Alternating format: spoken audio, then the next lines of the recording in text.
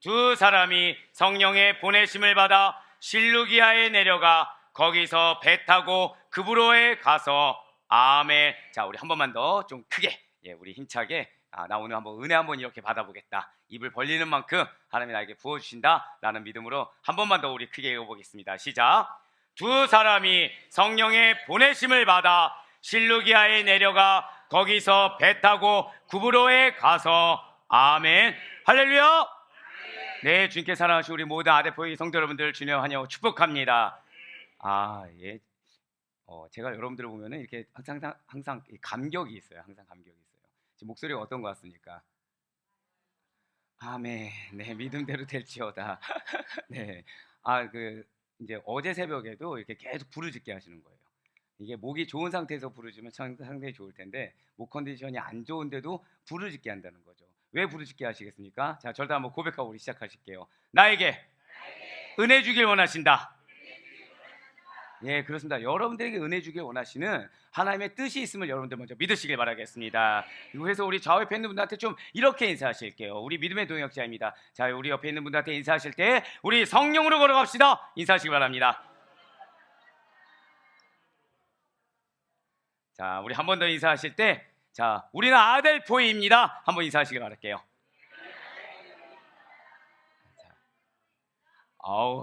아델포입니다. 네. 감기 걸리신 분 같지 않았어요. 네, 지금. 자, 한 번 더 인사하실 때 마지막 인사입니다. 자, 성령님이 이곳에 보내주셨습니다. 네, 그렇습니다. 진실로 여러분들을 향한, 우리는 알 수 없지만 여러분들을 향한, 나를 향한 하나님의 귀한 뜻이 있는 우리입니다. 그리고 그런 우리의 발걸음을 인도하시는 주님이 되신다는 거예요. 여러분과 친히 동행하시사 친히 인도해 주신 주님께서 오늘 저와 여러분을 다른 것도 아닌 바로 우리 아델포이 교회 성전으로 보내주셨다는 것이죠. 나만 보낸 것이 아니라는 거예요. 우리의 믿음의 동역자들이 함께 말씀 가운데 깨어지고 말씀 가운데 체험받으며 그 말씀으로 은혜받아 변화되는 하나님의 당신의 놀라운 뜻 가운데 거하게 하기 위해서 믿음의 동역자들과 함께 이 자리로 주님께서 인도해 주셨다는 것입니다. 누가 보내신 것입니까? 성령님께서 보내신 줄 여러분들 반드시 믿으시길 바라겠습니다. 우리는 어쩌면 그냥 매주 드리는 예배니까, 어쩌면 매주 내가 습관처럼 드리는 예배니까 내가 내 발걸음으로 왔다고 착각할 수도 있을 거예요. 하지만 사랑하는 여러분들, 여러분들의 삶에 있어서 우리의 힘으로 나아가는 길이란 단 한순간도 존재하지 않는다는 사실을 여러분들 반드시 믿으시길 바라요. 내가 나의 나된 것은 나의 공로가 아니라는 것입니다. 예수 그리스도의 십자가의 보혈이 아니라면 우리가 어떻게 이 자리에 앉아서 은혜를 받을 수가 있겠습니까? 이 땅 가운데 살아가는 데 있어서 주님의 인도하심이 아니라고 한다면 우리가 어떻게 여기까지 하나님의 보호하신 가운데 나올 수가 있단 말입니까? 주의 말씀이 아니라고 한다면 한 치 앞을 내다볼 수 없는 이 암흑과 같은 세상 가운데 어떻게 우리가 한 걸음 한 걸음 나와서 믿음을 연약하나마 겨자씨 하나일 만한 믿음인가마 그것을 지켜가며 나올 수가 있단 말입니까? 그렇습니다. 분명 이 세상은 험한 물결이 이고 있는 바다같이 출렁이고 있는 깊은 심연과도 같아요. 하지만 우리는 그러한 물에 빠져 헤매는 자들이 결코 아니라는 것이죠. 빛을 찾아 헤매는 자들이 결코 아니라는 것입니다. 우리는 스스로가 작은 등불을 켜서 험한 바다를 비추고 인생의 등대가 되어주시는 주 예수 그리스도께서 그러한 주님께 나아가는 자들이 바로 여러분과 저란 사실을 이 시간 반드시 믿으시길 바라겠습니다. 비록 한 주간 주님으로부터 사명을 받아서 세상 속으로 보냄을 받았어요. 근데 내가 사명을 받아서 세상 속으로 나아갔더니 말씀대로 나아갔는데 나에게 기다리는 것은 형통함이 아니라는 거죠. 나에게 기다리는 것은 무탈함이 아니라는 것입니다. 나는 믿음의 결단을 해요. 그러면은 옆에서 방해만 안 해도 좋겠는데 도와주지는 못할 망정 오히려 내 마음을 어렵게 합니다. 내 마음을 어렵게 하는 것에서 그치지 않고 나 역시 누군가에게 실족의 대상이 되는 내가 스스로 후회할 만한 언행을 하기도 한다라는 거예요. 맞습니다. 온갖 환란이 있어요. 어려운 가운데 있습니다. 수고하고 애쓰고 있어요. 근데 그 수고하고 애쓴 결과물이 없는 것 같아요. 질고를 당하였습니다. 하지만 이렇게 다시 당신의 충만한 임재가 가득하신 성전으로 불러내어서 주님께서는 이 시간 우리가 갈 바를 알지 못하고 헤맸던 그 길을 우리로 하여금 질책하지 아니하시고 다시 한 번 더 은혜를 주이사 여러분들을 통해 역사하길 원하시는 하나님의 뜻이 있다는 사실을 이 시간 반드시 확신하시길 바라겠습니다. 맞습니다. 여러분들에게 말씀을 주길 원하세요. 여러분들이 그리스도인답게 살기를 원하십니다. 세상을 이길 메시지를 주시고자 예비하시고 여러분들을 이 자리에 친히 초청하여 주신 것입니다.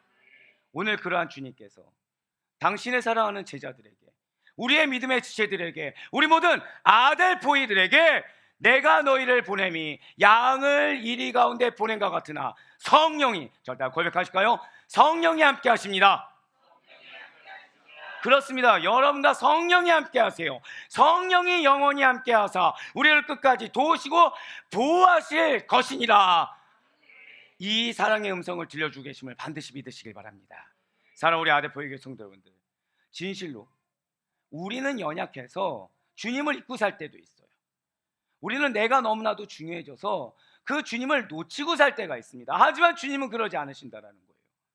우리를 눈동자같이 보호하시며 우리의 마음을 감찰하십니다. 그러면서 인내하고 계세요. 사랑하시기 때문에 우리의 작은 죄악을 그냥 보아 넘기지 않으실 공의의 하나님이신데도 불구하고 사랑하사 여러분들에게 기회를 주고 계십니다. 그래서 우리를 위한 모든 것을 지금 예배하셔서 이 구원의 완성을 향해 나아갈 수 있도록 인도하시는 주님이세요. 그렇기 때문에 저와 여러분이 어디로 보내심을 받을지언정 결국 우리가 돌아갈 곳은 예수님 품 안 외에는, 말씀 안 외에는, 복음 안 외에는 아무것도 없다는 사실을 여러분들 반드시 믿으시길 바라겠습니다. 오늘 그래서 우리에게 주시는 하나님의 말씀이 무엇이겠습니까? 성령으로 걸어가라 사도행전 시리즈 13번째 시간에 우리 하나님께서 저따 고백하실까요? 성령의 보내심. 그렇습니다. 성령의 보내심이라는 주제로 사도행전 13장 4절 말씀을 허락하여 주셨어요. 오늘 본문 말씀 다시 한 번 더 보시길 바라겠습니다. 두 사람이 성령의 보내심을 받아 실루기아에 내려가 거기서 배 타고 구브로로 가서, 아멘. 오늘 본문 말씀의 이 장면은 지금 선교사 파송 장면이에요. 여기서 이 두 사람은 바나바와 사울입니다. 이 바나바와 사울이 성령의 보내심을 따라서 실루기아에서 120km나 떨어진 섬 구브로 선교지로 향해 선교의 사명을 감당하기 위해서 힘차게 나아가는 장면이 바로 오늘 본문 말씀이라는 것이죠. 그렇습니다. 바나바와 사울은 최초의 이방 교회이자 이방 선교의 전초기지가 되는 안디옥 교회의 지도자들이었어요. 그 가운데서도 영적 지도자로서 그 역량이 검증된 자들이었습니다. 그래서 주님께서는 그들의 검증된 역량에 걸맞게 어떤 사명보다 중요한 교회의 첫 번째 사명이 되고 있는 선교의 사명을 바나바와 사울에게 허락하여 주셨다는 거예요. 자, 제가 방금 이들에게 왜 선교의 사명을 주셨다고 말씀드렸습니까? 어떤 사명보다 중요한 선교의 사명을 준 것은 그들의 검증된 역량에 합당하기 때문이라는 거예요. 저는 이 말씀에 얼마나 감사한지 모르겠습니다. 산 여러분들, 우리는 때로 우리 눈앞에 놓인 환경이 너무나도 버거울 때가 있어요. 악하게 살려고 했던 것이 아니에요. 선하게 삽니다. 나름 하나님 앞에서 살려고 하고요. 나름 믿음을 지키면서 살아가려고 해요. 나름 결단도 합니다. 그래서 다른 사람을 위해서 희생도 하고 헌신도 하고 교회도 열심히 봉사도 하면서 부끄럽지 않게 살려고 해요. 결과물이 좋으십니까? 어떻게 그 상황들이 결과물이 좋으시던가요?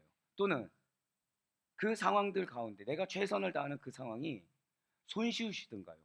아니라는 거예요. 너무나도 힘이 듭니다. 단 한 번도 쉽게 가는 적이 없는 거죠.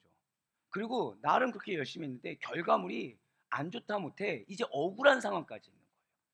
답답합니다. 이 상황을 내가 예견한 것도 아닌데, 나는 이 상황을 하나님께 기도한 적도 없는데 하나님 나에게 그 상황을 주신다라는 거예요.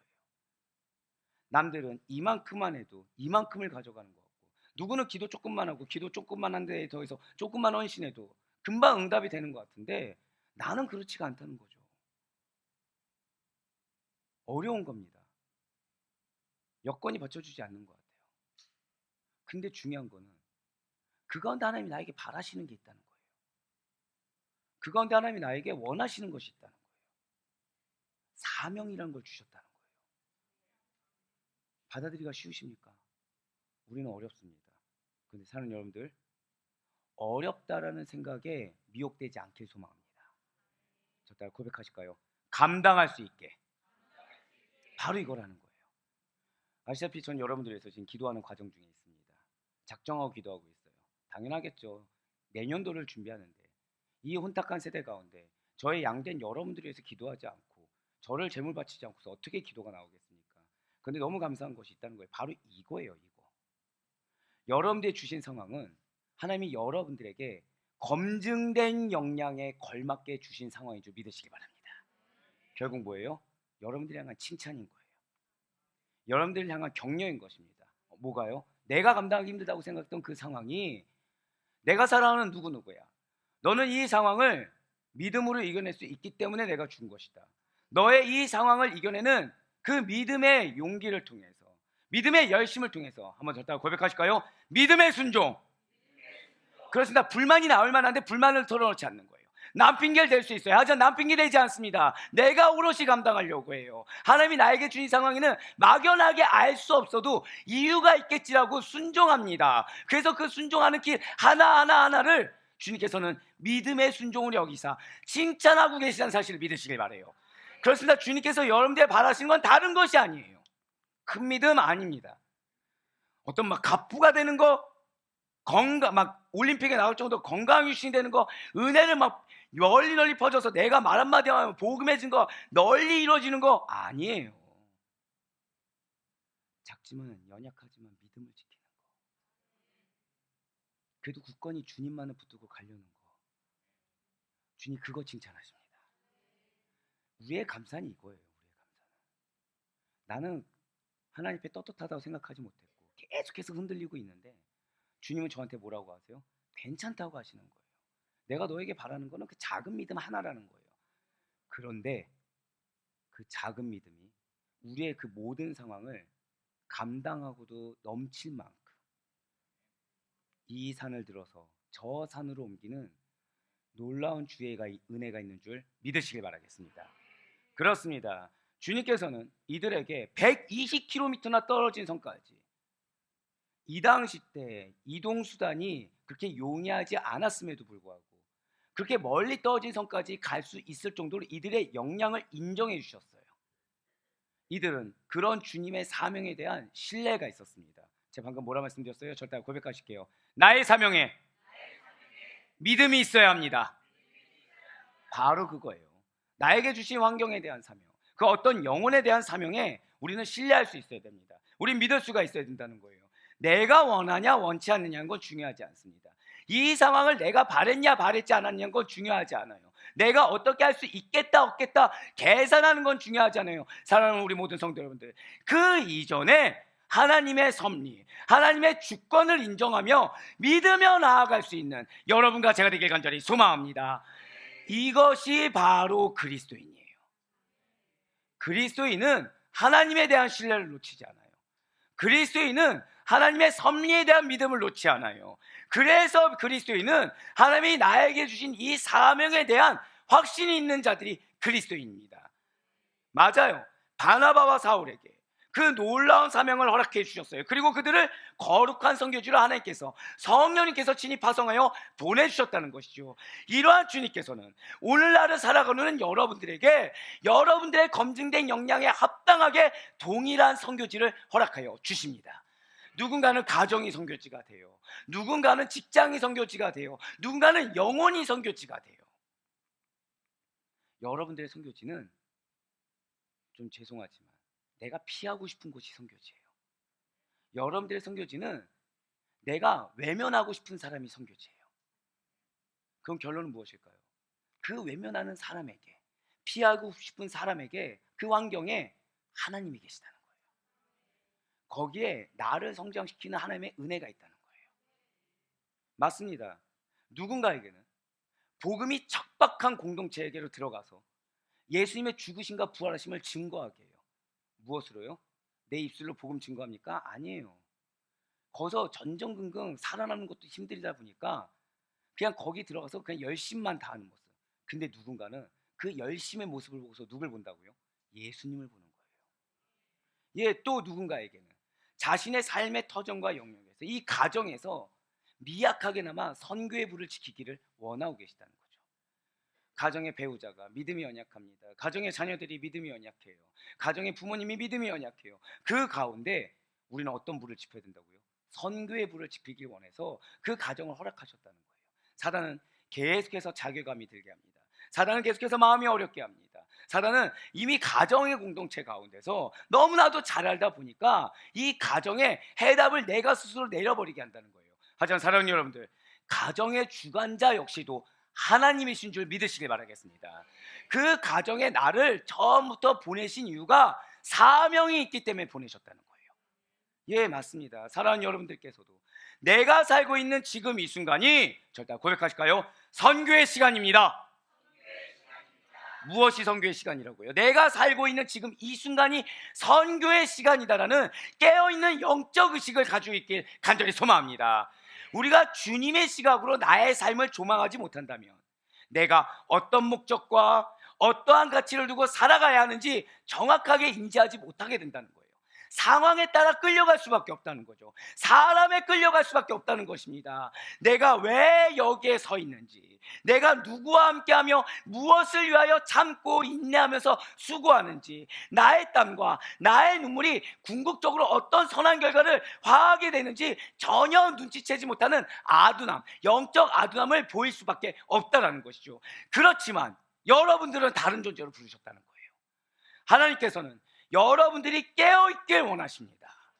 하나님께서는 여러분들이 다른 어떠한 능력보다 절대 고백하실게요. 나에게 영적 분별력을 허락하셨습니다. 맞습니다. 다른 거 주신 것이 아니에요. 여러분들이 말씀에 깨어있길 원하시고 계십니다.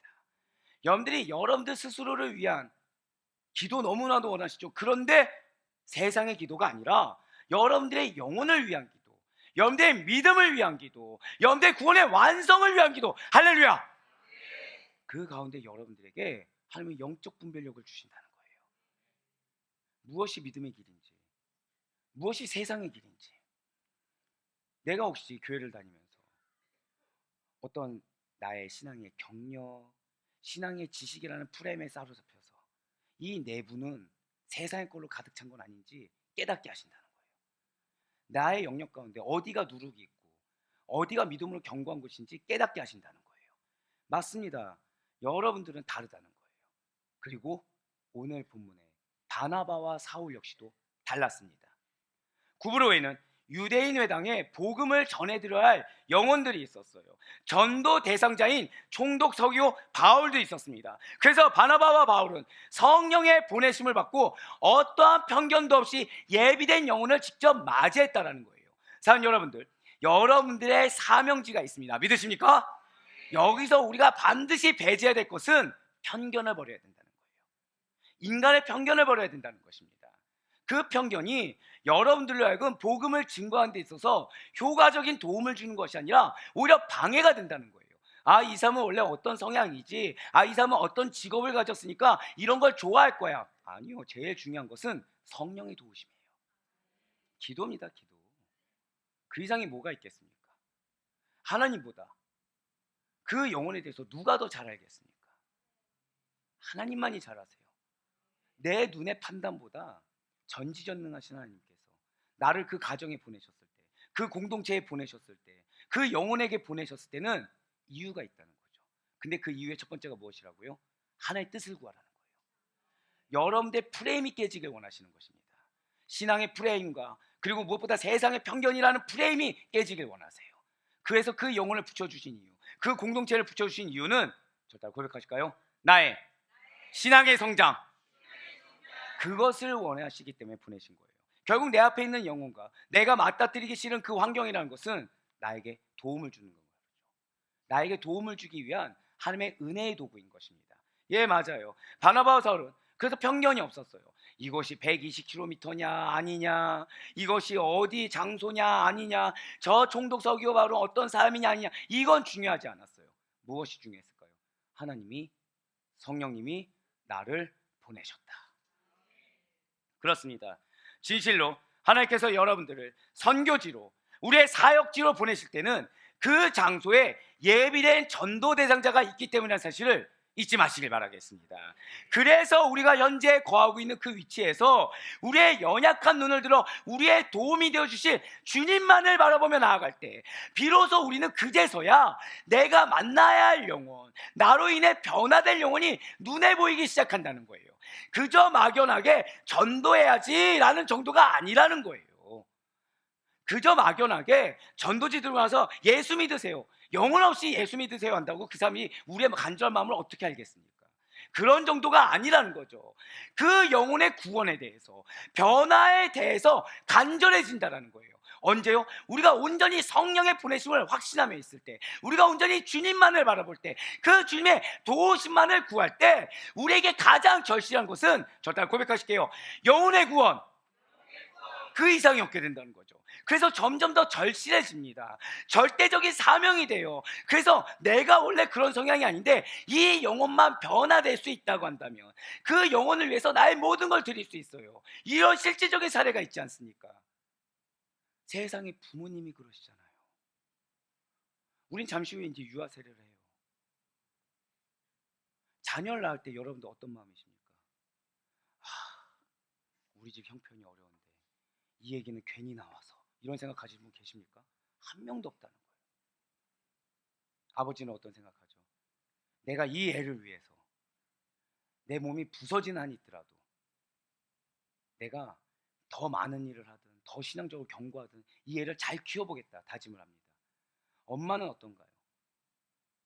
내 몸이 어떻든지 간에 이 아기를 잘 양육하겠다. 부부가 이제 싸울 만한 일이 생겼어요. 자녀가 있는 거예요. 싸우게 됩니까? 안 싸우게 됩니까? 못 싸우는 거예요. 왜요? 그 자녀에게 악한 영향력이 끼칠까 봐. 예, 맞아요. 부모님이 자녀를 위해서 헌신한다는 거죠. 그런데 우리에게는 또 누굴 주셨다고요? 저 다 고백하실게요. 영적 자녀. 영적 자녀를 주셨다는 거예요. 근데 우리가 그 영적 자녀를 대하는 태도는 다르다는 거죠. 나의 진짜 자녀처럼 여기지 않는다는 것입니다. 그래서 그 자녀를 위해서 헌신하지 않는다는 거예요. 사실 저는 굉장히 어리석은 질문을 얼마 전에 받았어요. 저한테 물어보시더라고요. 죄송해요, 교육자예요, 교육자, 선배 교육자인데, 뭐 조회수도 높고 구독자가 높으니까 성도님들 많겠어? 라고 하더니, 근데 우리 임 목사가 투자한 거에 비해서 수지타산이 안 맞지 않아? 그러시는 거예요. 화가 나더라고요. 화가 나더라고요. 왜 화가 났을까요? 여러분들은 제 양입니다. 그리고 여러분들은 한 명이라도 아멘해서 감사해요. 순간 다 아멘이 안 나와서 뭐지? 라고 생각했는데 좋아요. 한번. 여러분들 제 영적 자녀입니다. 아멘. 그러면 제가 말씀드릴게요. 제가 여러분들을 위해서 밤을 새는 거 이상한 건가요? 당연한 걸까요? 너무 쉽게 나오는데 이상하게 여겨본 적이 없습니다. 이상하게 여겨본 적이 없어요. 말씀을 연구하는 거에 있어서도 조금이라도 더 먹여보기 위해서 노력하는 거 이상하게 여겨본 적이 없어요. 물론 거기에 따른 피해자는 우리 방송팀이죠. 네, 벌써 이제 웃음이 나오잖아요. 저 인간이 찬양팀에 있어 보니까 언제 새벽에 올리는구나 이제 나오잖아요. 벌써. 왜냐면 시도 때도 없습니다. 예. 그럼 또 신기한 거는 거기 다 또 댓글이라는 열심히 사람들이 있더라고요. 이게 이상한 게 아니라는 거예요. 그럼 죄송하지만 전 여러분들이 저의 말씀에 아멘으로 화답하고 여러분들이 영적 갈등을 느끼면서 투쟁을 벌이는 거 이상하게 여길까요? 당연하게 여길까요? 당연하게 여긴다는 거예요. 왜요? 우리는 서로 아델포이기 때문입니다. 우리는 서로 신뢰하는 관계이기 때문이에요. 저 다 고백하실게요. 서로가 영적인 신뢰가 있을 때 관계 회복이 임합니다. 이 사실을 믿으시길 바래요. 우리가 부부간에 다툼이 있을 수 있습니다. 자녀와 부모 간에 다툼이 있을 수 있어요. 근데 우리는 서로가 상대가 상대의 내 말을 들어주길 원합니다. 근데 그 이전에 문제가 있어요. 영적 신뢰가 회복해야 됩니다. 하나님이 나에게 보내주신 영혼이란 걸 알아야 되고요. 그리고 그 영혼을 통해서 하나님은 나를 깨길 원하신다는 것도 알아야 됩니다. 내가 인정하기 싫은 얘기를 듣게 하는 거예요. 또는 자녀의 모습을 통해서 우리는 나의 모습을 보기도 한다는 걸 너무나도 잘 알죠. 그런데 거기 하나 더해서 이 자녀로 인해서 인내의 훈련이라는 걸 시킨다는 거예요. 네, 맞습니다. 우리는 그 영혼의 무게에 대해서 점점 더 절실해질 수밖에 없어요. 간절해질 수밖에 없습니다. 무엇을 알았을 때요? 하나님이 보내셨다. 이 하나님 보내신 영혼이 나의 무슨 자녀라고요? 영적 자녀다. 그렇습니다. 바로 사도행전 13장 5절과 12절의 말씀입니다. 살라미에 이르러 하나님의 말씀을 유대인의 여러 회당에서 전할세 요한을 수행원으로 두었더라. 이에 총독이 그렇게 된 것을 보고 믿으며 주의 가르치심을 놀랍게 여기니라. 아멘. 예, 맞습니다. 지금 이 두 구절이 사도행전 13장이 사도행전 전체에서 갖는 무게와 의미를 알게 하는 매우 중요한 구절이라는 거예요. 분명 예루살렘 교회가 태동되었습니다. 예루살렘 교회에서 퍼져나간 복음이 유대와 사마리아, 팔레스타인 전역으로 확장되었던 사도행전 12장까지의 진의 상황이 있었다는 거예요. 여기에서 이 12장에서 13장을 기점으로 해서 안디옥에서 로마까지 복음이 전파되는 새로운 국면에 들어서게 되었다는 거죠. 이 그 바나바와 사울 두 명의 이 사역으로 인해서 점점 이방인 선교로 넓혀갔다는 것입니다. 맞습니다. 시기상으로는 AD 47년부터 49년 사이에 사도 바울의 제1차 전도여행 시점입니다. 12장까지는 그냥 잘 기억해 두세요. 유대인의 사도인 베드로. 자, 12장까지는 누구라고요? 베드로인데 누구의 사도요? 유대인의 사도였던 베드로에 의해서 예루살렘 교회 중심의 복음 사역이 이루어졌다고 한다면 13장부터는 이방인의 사도인 바울에 의해서 절대 고백하실까요? 이방 선교. 네, 맞습니다. 이방 선교 중심의 사역으로 전환되게 된다는 것이죠. 그렇습니다. 복음이 이제 예루살렘이라는 제한적인 장소를 뛰어넘게 되었다는 거예요. 안디옥 교회를 중심으로 아시아와 유럽, 로마까지 확장되게 된다는 것이죠. 복음이 제한된 장소의 틀을 깨고 확장되게 된 것입니다. 사랑하는 우리 아레포교회 성도 여러분들, 혹시 하나님께서 여러분들에게 가라고 명하신 그곳이 내가 감당해야 할 사명이 있는 그곳이 이전에는 어쩌면 내가 갈 수도 없었고, 아니 감히 내가 가겠다고 생각조차 안 하는, 갈 필요도 없는 곳일 수도 있습니다. 이전에는 내가 어울릴 생각조차 하지 않았던 그런 부류의 사람일 수도 있다는 거예요. 예전에 나라면 전혀 상관도 없고 감당할 필요조차 없는 그러한 영역일 수도 있습니다. 굳이 내가 수고하지 않아도 되는 그러한 영역일 수도 있다는 거예요. 그러나 하나님께서는 때로는 우리들에게 제한된 지역적 틀을 깨라고, 때로는 절대 고백하실까요? 나의 편견을 깨라고 명령하실 때가 있다는 거예요. 그런데 이것이 그냥 하나님이 자, 너의 편견 깨야 돼 이렇게 얘기해서 우리는 안 깨져요. 부딪히는 사람을 줍니다. 감당하기 힘든데 감당할 수밖에 없는 환경을 주시는 거예요. 그러지 않으면 깨지지가 않거든요. 예, 맞아요. 이런 것들이, 그러니까 일견 내가 보기에 또는 일견 내가 경험하기에는 내가 희생하는 것 같고 무언가 내가 손해를 보는 듯한 느낌을 가질 수도 있다는 것이죠. 하지만 우리가 놓치지 말아야 될 것이 있습니다. 우리 주님께서 하시는 일 중에는 선하지 않은 것이 단 하나도 없습니다. 우리를 보내실 때는요, 합당한 목적과 선하신 뜻이 무조건 있다는 거예요. 반대로 나에게 무엇인가를 보내셨을 때, 상황을 보내셨을 때, 또는 사람을 보내셨을 때는 이유가 있다는 거죠. 그것이 일이든 또는 사역이든 또는 사람이든 하다못해 물건이든, 그런데 그것들이 어떤 기쁨이든 슬픔이든 다 하나님의 선하신 이유가 있다는 거예요. 그래서 12월 들어서 메인 메시지 중에 하나 이걸 말씀하지 않으셨습니까? 우리는 부분을 보지만 하나님은 전체를 보신다. 부분을 보면 슬픔이에요. 부분을 보면 괴로움이에요. 고통이에요. 그런데 전체를 보니까 선한 열매라는 거죠. 선한 결과라는 거죠. 진실로 바나바와 사울이 만일 성령의 보내심을 받지 못했다고 한다면 그들은 복음 전도의 사명을 잘 완수하지 못했을 것입니다. 이렇게 성령의 보내심을 받은 바나바와 사울이었기 때문에 그들은 이 사실을 믿었다는 거예요. 보내실 땐 이유가 있다. 굳이 저 총독을 나에게 보내셨을 때도 이유가 있다. 그래서 구브로에서 총독 서기오 바울에게 복음을 전할 수가 있었다는 것입니다. 자, 지금 120km나 떨어진 섬이에요. 가고 싶을까요? 가기 싫을까요? 가기 싫을 수밖에 없어요. 왜요? 지금 충분히 사역을 잘하고 있었거든요. 근데 순종해서 갔습니다. 외면해야 될 사람이에요. 다른 지역에서는 그 총독한테 잘못 보이면 죽임을 당할 수밖에 없어요. 근데 하나는 굳이 전하라는 거예요. 자, 바나바와 사울 순종했습니까? 안 했습니까? 순종했어요. 2번의 순종을 했습니다. 그럼 이제 좀 형통해야 되는데 바로 그때 마술사 바예수가 있어요. 즉 엘루마라는 사람이 바나바와 사울의 사역을 방해하는 거예요. 총독 서기오 바울이 예수님을 믿지 못하도록 회방을 논다는 거죠. 2번의 순종을 했는데 또 다른 회방이 또 있더라는 것입니다. 마치 우리가 믿음의 결단을 해서 이거에 순종하고 그래서 그 다음에도 순종을 했는데 또 다른 공격이 오는 것처럼 또 회방이 있다는 거예요. 유대인 거짓 선지자인 마술사 바예수 엘루마가 구원받기로 예정된 영혼이 예수님을 믿지 못하도록 방해한다는 거예요.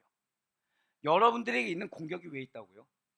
어떤 영혼이 믿지 못하게 하기 위해서. 사랑하는 여러분들, 여러분들의 영적 가치는 고귀하다는 사실을 믿으시길 바랍니다.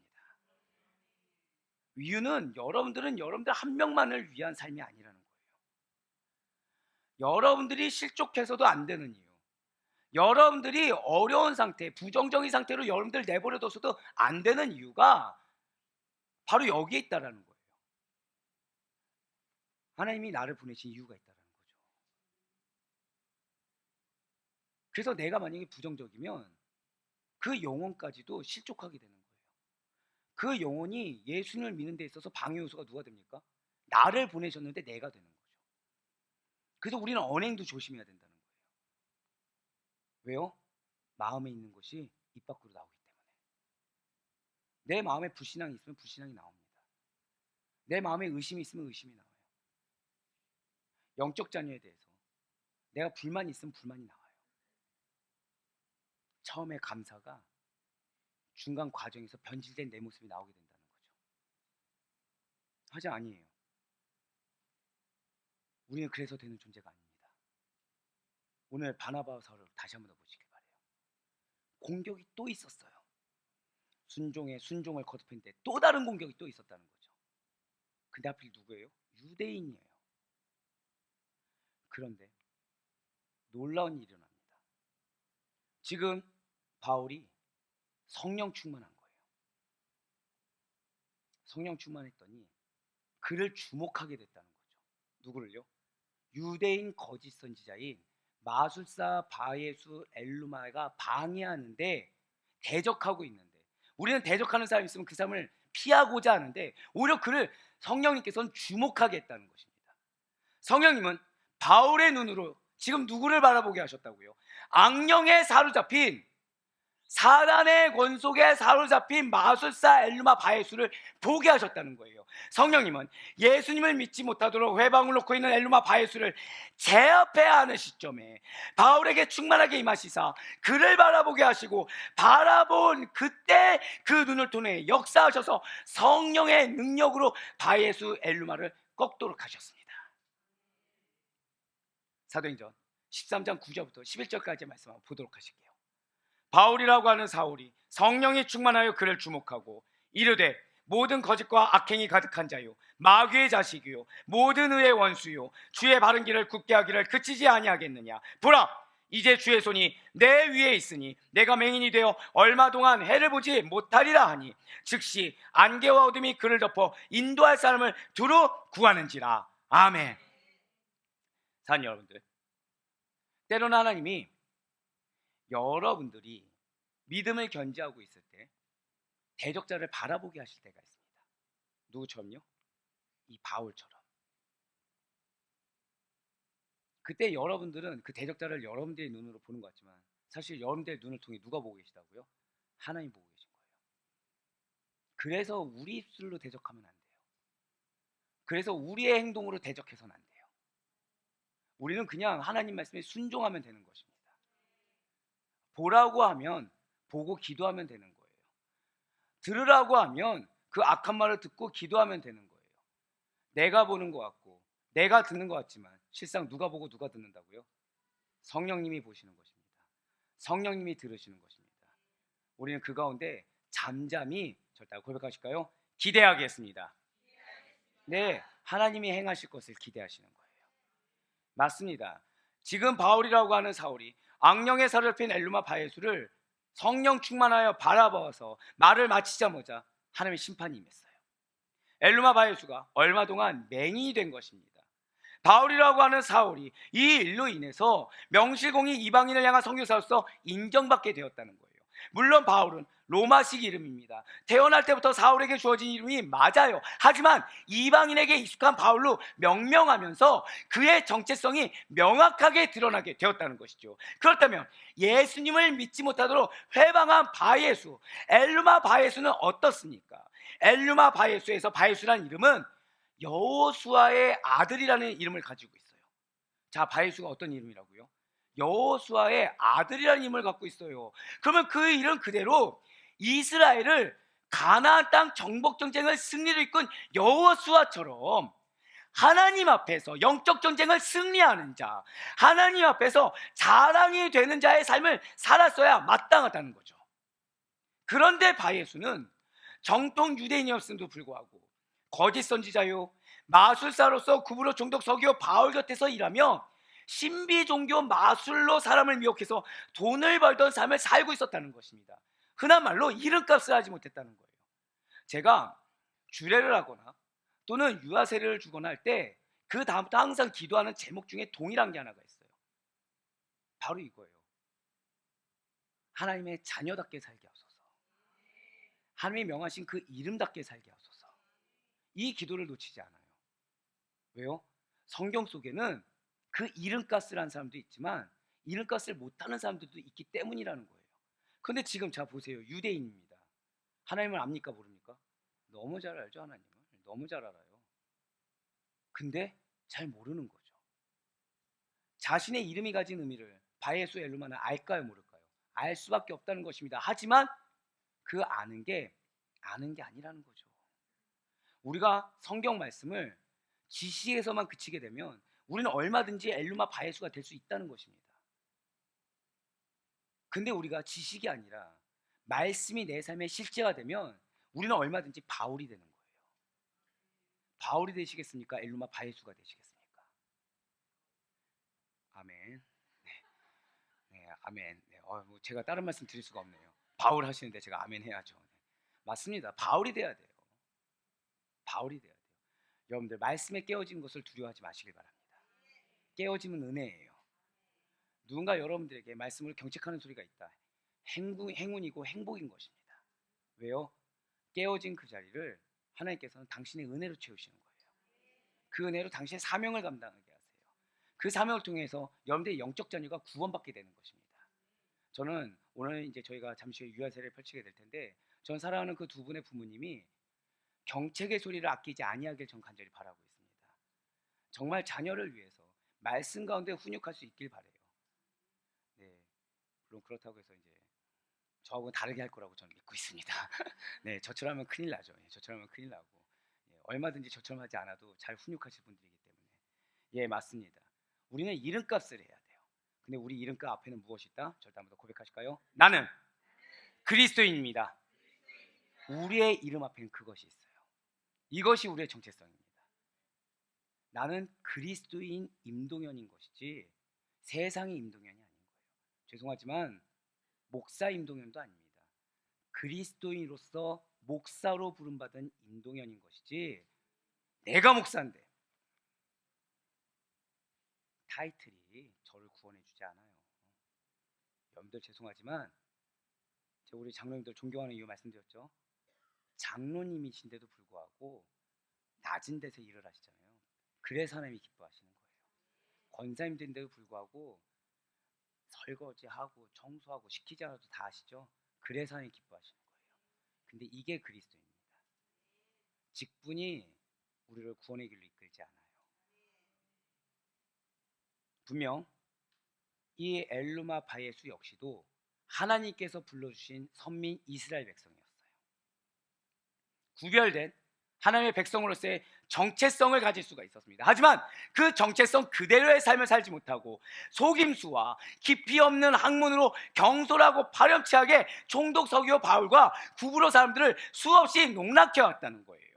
예수 그리스도와 복음을 대적하고 해방하는 마귀의 자식으로 전락해서 살 수밖에 없었다는 거죠.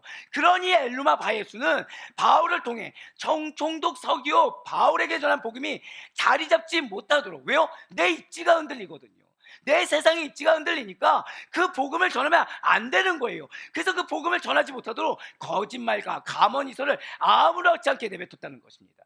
내 자리를 지키기 위해서 영혼이 실족하는 거 중요하지 않아요. 내 자존심을 회복하기 위해서는 영혼이 죽어가는 거 신경 쓰지 않았다는 것입니다. 사랑하는 우리 아대표의 성도분들, 이 일은 오늘날에도 마찬가지라는 거예요. 저는 우리 사랑하는 여러분들이 다른 무엇보다도 영혼의 중요성을 깨달을 수 있게 간절히 소망합니다.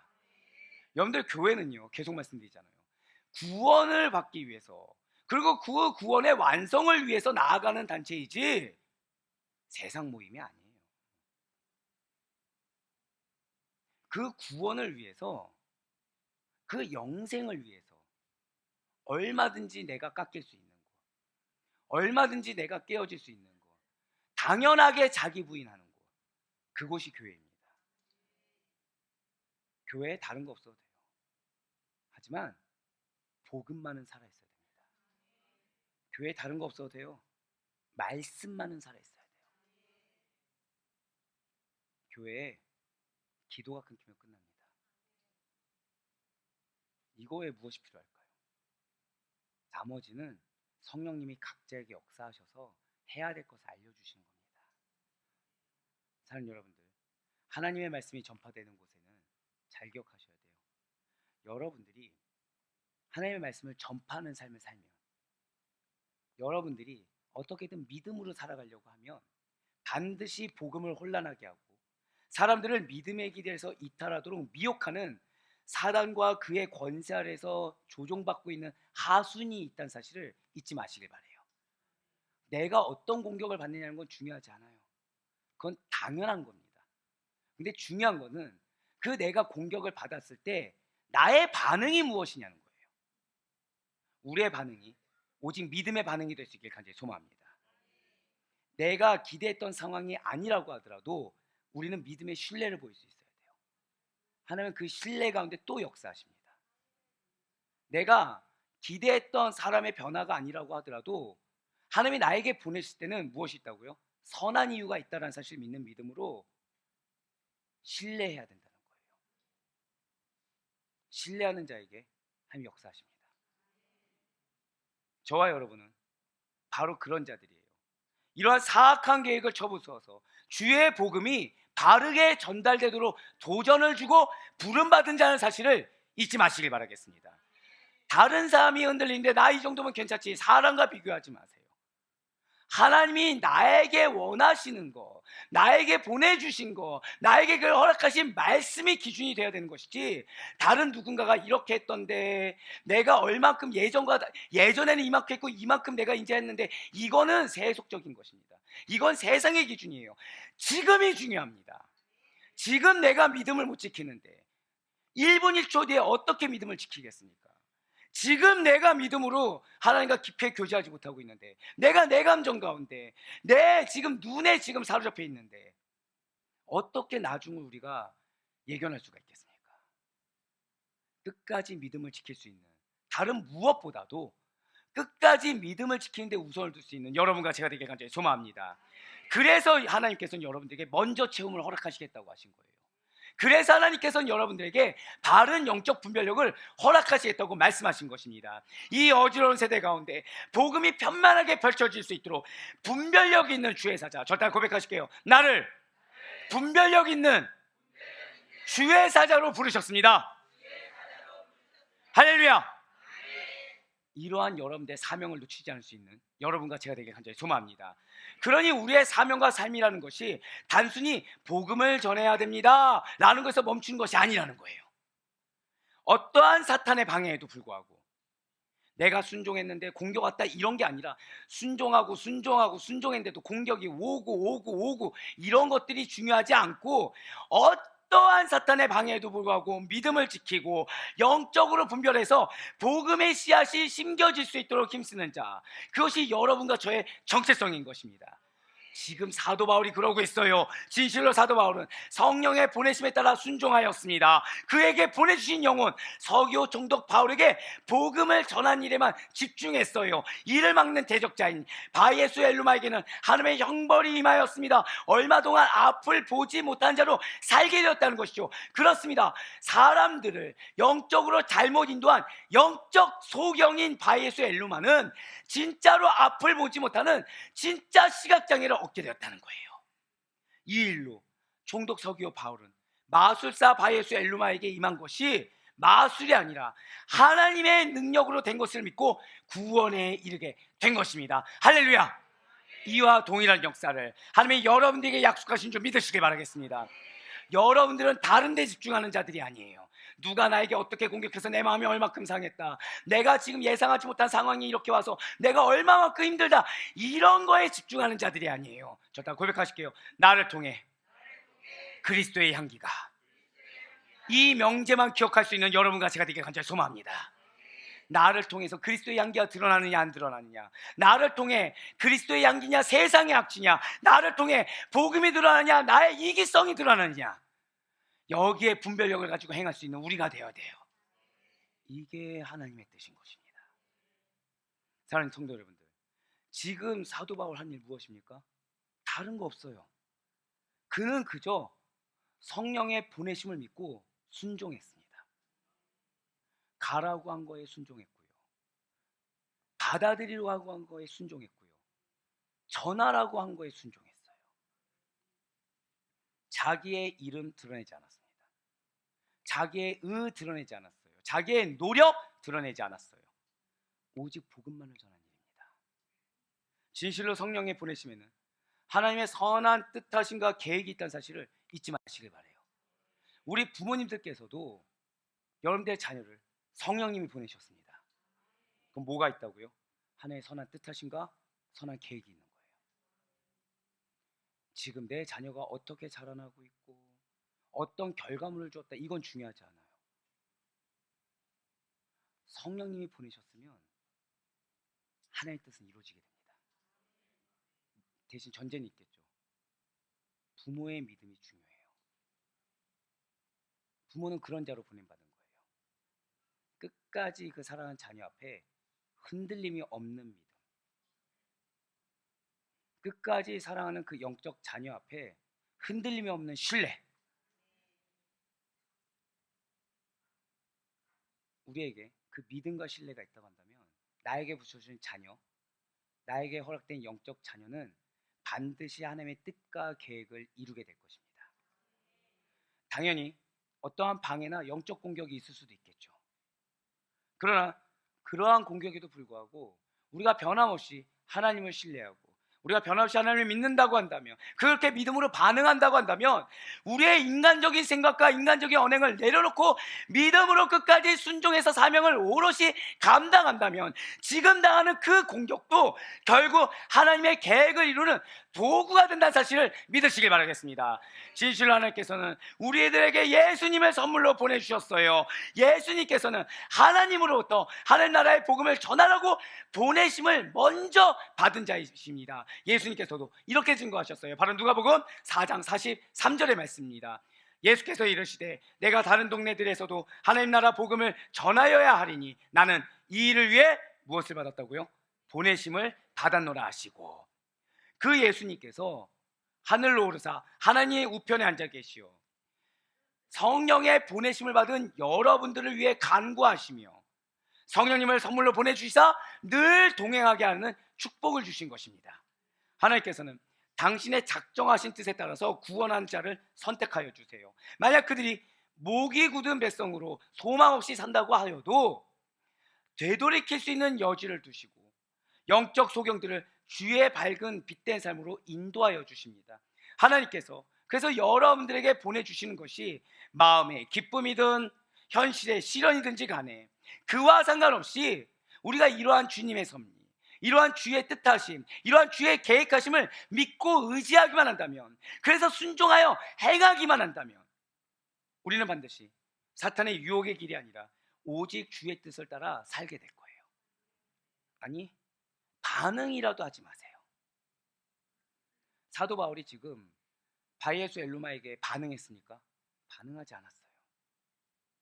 우리는 반응을 잘합니다. 기가 막힐 정도로 사탄은 내가 뭐가 연약한지 알거든요. 이 말을 들으면 반응할 거랍니다. 사랑하는 여러분들, 남하고는 잘 안 싸우는 분이 부부싸움을 하는 경우가 있습니다. 왜죠? 그 부부는 굉장히 축복된 부부예요. 서로가 서로를 그렇게 잘하는 겁니다. 그러니까 상대가 이 말을 하면 싫어할 걸 알아서 하는 거예요. 근데 만약에 그 말에 반응하지 않는다 생각해 보세요. 싸움이 될까요, 안 될까요? 싸움이 안 된다는 거예요. 맞아요. 하나님의 놀라운 사역을 이루는데 귀하게 사용되지는 첫걸음은 믿음 외에는 반응하지 않는 거예요. 믿음 외에는 어떠한 반응도 하지 않는 거예요. 그러한 우리의 가는 길이 성령의 보내심을 따른 것이라고 한다면, 우리는 주의 품에 숨어 있기 때문에 설령 회방하는 자나 험한 풍파가 온다고 하더라도 우린 다칠 염려가 없는 것입니다. 온갖 대적들과 원수들이 있다고 하더라도 감히 우리를 해치지 못할 거라는 거예요. 불과 얼마 전까지만 해도 아직 일어나지 않는 일에 대해서 염려와 걱정을 하고 있던 우리 마음에 순종의 결단 뒤에는 주의 은혜로 말미암은 영광스러운 참된 평화가 임하게 된다는 사실을 여러분들 반드시 믿으시길 바라겠습니다. 진실로 우리가 가는 길이 성령의 보내심을 따른 것이라고 한다면 참된 평화는 반드시 찾아온다는 거예요. 참된 평화가 무엇입니까? 바로 예수 그리스도를 영접함으로 하나님과 화목하게 되는 거예요. 영적 공감이 없는 것입니다. 영적 충만함이 있는 거예요. 육신이 괴롭더라도 그 충만함으로 말미암아 늘 항상 평안합니다. 늘 항상 기쁨이 넘쳐요. 그런데 난 지금 기뻐하지 않아요. 하나가 회복돼야 된다는 거죠. 하나님과 화목해야 돼요. 내 눈에 보이는 허다한 이유가 중요하지 않아요. 하나님과 화목해져야 돼요. 나는 하나님과 화목하고 싶어서 했는데요. 사도 바울을 보시라니까요. 공격이 없었습니까? 있었어요. 반응하지 않았어요. 그랬더니 선한 결과가 생겼어요. 오직 예수님을 통해 하나님과 그 올바른 화목한 관계가 회복되어 그 가운데 생기는 충만한 은혜의 진정한 기쁨, 그리고 구원의 완성의 여정의 길인 것입니다. 이러한 평강의 왕이신 예수님께서는 당신이 평화의 왕임을 선포하는 위대한 사역에 당신의 제자들을 사용하십니다. 그리하여 그 이전에는 보지 못했던 것으로 시선을 돌리게 하시사 당신의 평강이 임하는 사역에 동참하게 하신다는 거예요.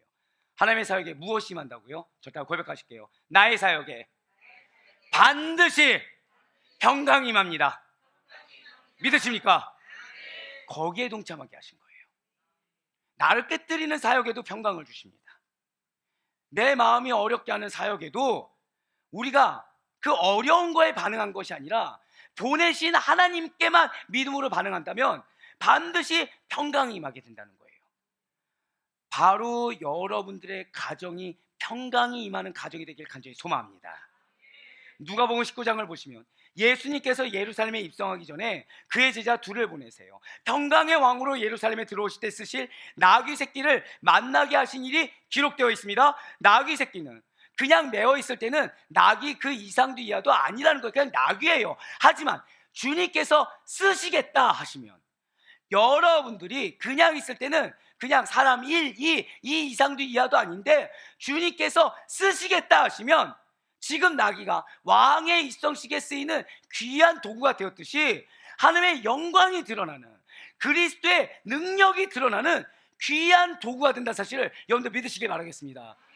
우리는 근데 보내심을 이미 받았다고 했어요. 할렐루야. 나는 이미 귀한 도구라는 거예요. 이미 약속해 주셨다는 거예요. 무엇만 하면요? 믿음 외에는 반응하지 않으면. 내 마음에 반응하는 게 아니에요. 내 판단에 반응하는 게 아니에요. 믿음에만 반응하는 거예요. 바로 누가복음 19장 32절의 말씀입니다. 보내심을 받은 자들이 가서 그 말씀하신 대로 만난지라. 이게 우리입니다. 보내심을 받은 자들이 우리가 가면 말씀하신 대로 만나게 돼요. 예수님께서는 제자들을 보내어 나귀 새끼를 만나게 하셨습니다. 놀랍게도 나귀 새끼의 주인은 제자들이 위임받은 예수님의 권위에 순종해서 순순히 나귀 새끼를 내어주세요. 사랑하는 여러분들, 하나님이 여러분들을 보내셨으면 여러분들의 등에는, 저 다 고백하실게요, 나의 등 뒤에 예수님의 권위가 있습니다. 할렐루야. 여러분들의 자녀 누가 보내셨다고요? 하나님이 보내셨어요. 그럼 그 자녀에 무엇이 있다고요? 예수님의 권위가 있는 거예요. 그래서 믿으셔야 돼요. 지금 내 눈에는 믿음이 너무 연약한 거예요. 태어날 때부터. 근데 내가 믿음으로 태어나게 하셨다면 그 자녀 등에 뭐가 있다고요? 권위가. 예수님의 권위가. 우리가 내 자녀가 변화되기 원할 때 흔히 하는 말이 있습니다. 아, 예수님을 좀 만나야 될 텐데, 예수님 만나면 변화될 텐데, 하나만 버리면 만나게 됩니다. 저 다 고백하실게요.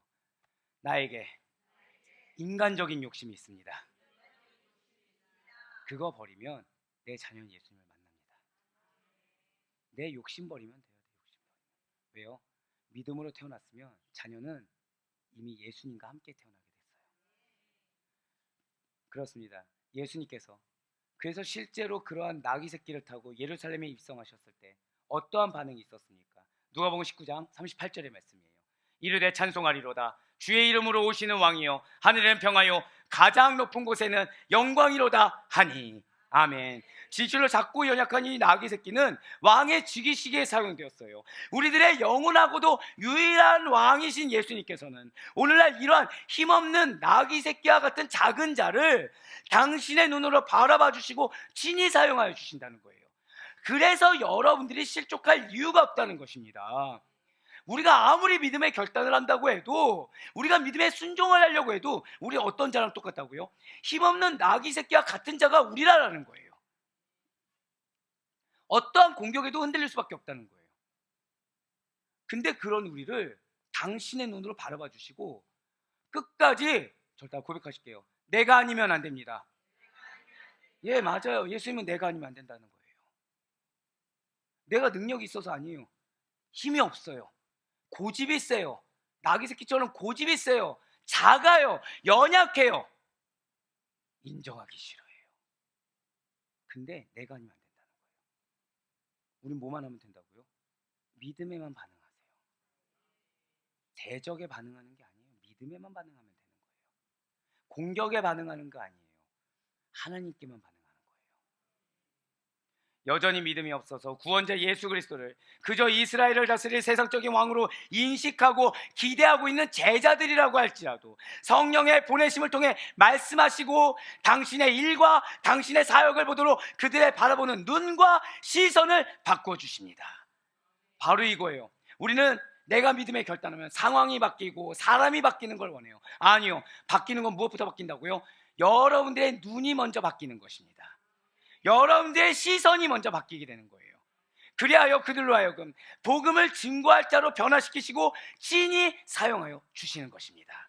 그렇습니다. 진실로 예수 그리스도의 모든 복음 전파 사역에는 보내심과 보내심을 받은 자들이 반드시 있어요. 우리가 안고 서는 평범한 일이라도 우리 주님께서는 따뜻한 시선으로 바라봐 주시사 성령의 보내심을 통해서 평범한 일상 가운데 영적이고도 특별한 만남들을 허락하여 주신다는 거죠. 그렇기 때문에 우리에게 하나님께서 성령을 통한 보내심을 허락하신 것은 우리의 인생이, 내 사랑하는 자녀의 인생이 그의 섭리와 작정하신 가운데 있기 때문이라는 사실을 반드시 믿으시길 바라겠습니다. 오늘 성령의 보내심을 받은 바나바와 바울이 동일했다라는 거예요. 진실로 그들은 이방인 선교에 사용됨으로써 복음이 적박한 구부로 지역에 거짓 선지자 바예수의 대적함을 성령의 능력으로 꺾고 총독 서기오 바울을 구원하도록 쓰임받을 수가 있었습니다. 더불어 이러한 성령의 보내심을 받은 두 사도가 전한 복음을 듣고 안디옥 지방에 사는 이방인들은 구원을 받는, 자, 좋다 고백하실게요. 이게 여러분들의 약속의 말씀입니다. 평강과 기쁨의 역사가 일어납니다. 할렐루야. 바로 사도행전 13장 48절의 말씀이 바로 그 증거가 되는 것입니다. 이방인들이 듣고 기뻐하여 하나님의 말씀을 찬송하며 영생을 주시기로 작정된 자는 다 믿더라. 말씀을 찬송하게 될 거예요. 다 믿게 될 것입니다.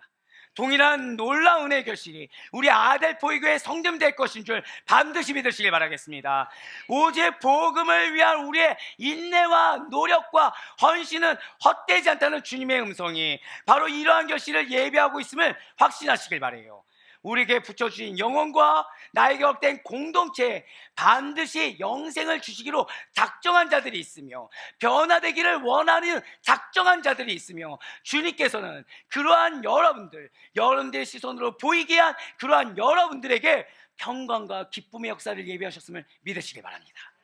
사랑하는 우리 아들표교회 성도 여러분들, 이제 잠시 뒤에 우리는 축복된 유아 세례식을 맞이하게 돼요. 우리는 하나님께서 허락하신 이 세례식 가운데 영생을 주시기로 작정된 자는 정말 예수님을 믿게 되는 것이구나.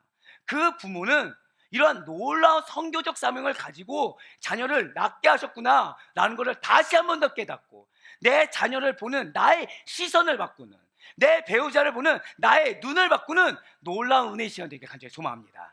그렇습니다. 주님께서는 여러분들을 귀하게 여기주셔서 우리에게 귀한 영혼을, 영생을 주시기로 작정된 축복된 영혼을 보내주셨어요.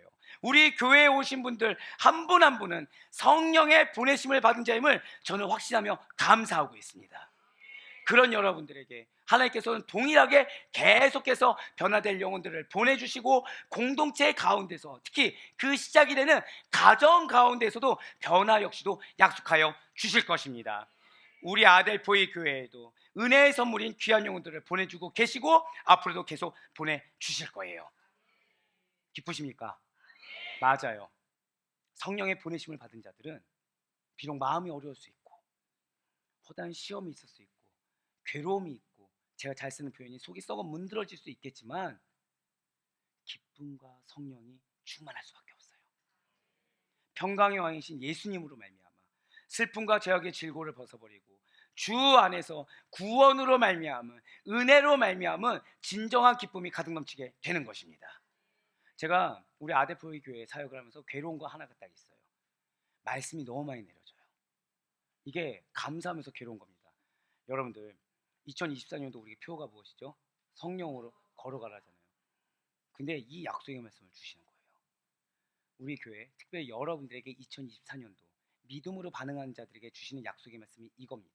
바로 오늘 보면 사도행전 13장의 마지막 절인 52절 말씀을 우리 다 같이 큰 목소리 읽겠습니다. 시작! 제자들은 기쁨과 성령이 충만하니라. 아멘. 진정으로 성령의 보내심을 받은 자들이요 기쁨과 성령이 충만할지어다. 이게 제가 오늘 새벽에 마지막으로 받은 메시지예요. 너무 감사한 거죠. 너무 감사한 거죠.